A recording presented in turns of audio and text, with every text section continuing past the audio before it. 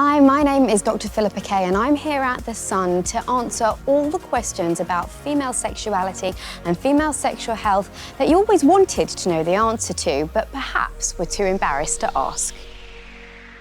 Where is the clitoris? Perhaps a million-dollar question, and it's not unreasonable that lots of people don't know because the anatomy of the clitoris was only fairly recently discovered. What most people think the clitoris is this pea-sized little bump at the top. But actually, the clitoris looks something like this, and it is much bigger than people think it is.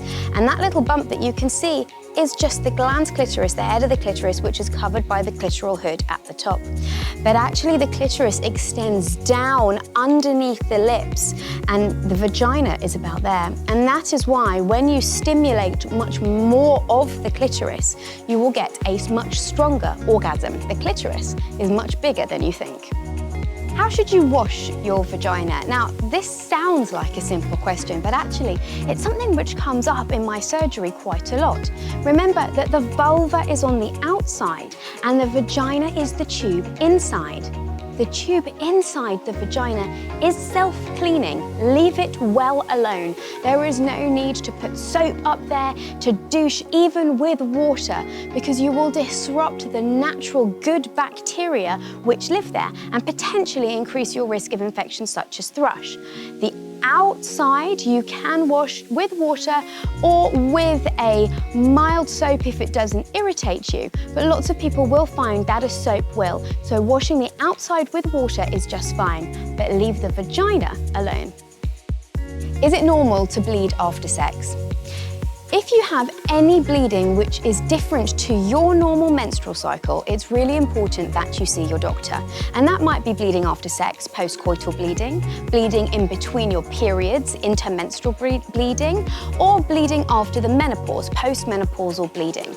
Now, there are lots of causes for bleeding after sex, which include infections such as chlamydia and gonorrhea, as well as other conditions. But if you have any bleeding after sex, please go and see your doctor and get checked out. Is it normal not to orgasm during penetrative sex? Actually, this is really common and estimates vary, but it's thought that maybe 4 out of 5 women will not reach orgasm from penetrative sex alone. And if you think about the anatomy of that clitoris, perhaps it's not surprising. If the vagina is there, through penetrative sex alone, you're not going to be stimulating much of the clitoris. More women will reach orgasm from stimulating more of the clitoris, with or without penetrative sex.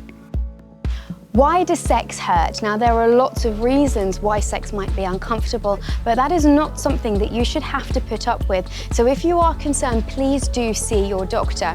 Doctors tend to divide painful sex, which we call dyspareunia, into 2 sections. Superficial dyspareunia, where it hurts on the outside or in the vagina, and deep dyspareunia, where it hurts more in the tummy or pelvis during or after sex.